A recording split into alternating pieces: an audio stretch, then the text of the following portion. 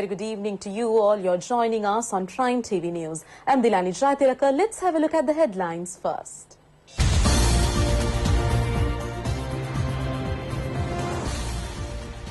Mahinda Rajapaksa dodges the New York Times debate.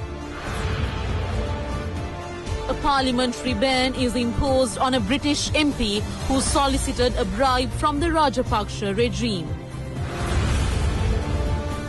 Attention is focused for the first time in Sri Lanka on floating solar power. White House insists that the US president believes Russia is still a threat.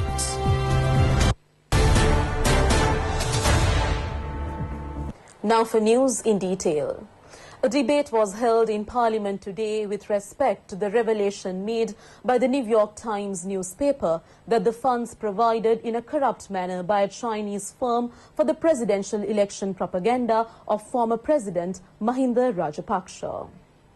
The New York Times recently revealed how a Chinese firm had irregularly provided a sum of $7.6 million for the former president during the last presidential election period. It was the United National Party that proposed the parliamentary debate in this respect. Through the debate, more other information in addition to those revealed in the newspaper surfaced. Parliamentarian Dinesh Gunawardena of the joint opposition pointed out that former President Mahinda Rajapaksa was not participating in today's debate as he has gone abroad. It is reported that he had undertaken this sudden visit to Singapore to avoid this debate. Rajapaksa shed crocodile tears criticizing the attempts made by the present government to make the Hambantota harbour a productive project, and it was revealed that the resources of his hometown were being pawned to China by piracy and handcuffed. It was clear that the resources of their hometown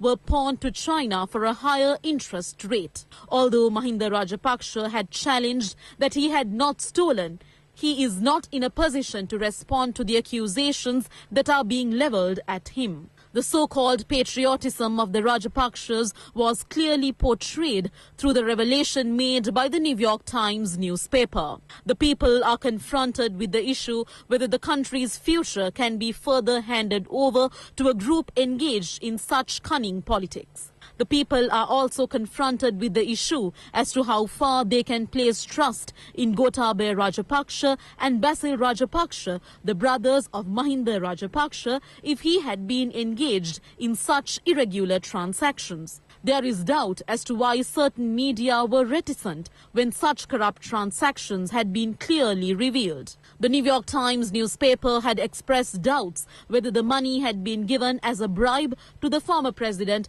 for handing over a mega scheme such as the Hambantota harbour project to the Chinese firm. Serious allegations were made against the previous regime in the past for handing over an unsuccessful scheme such as Hambantota harbour project to China and also an excessive commission. This has been consolidated in inquiries that had been carried out with respect to this cash transaction. Information has also come to light about the check numbers and to whom they had been given. However, the Sunday Times newspaper last weekend had revealed that these transactions had been made by checks through the Standard Chartered Bank.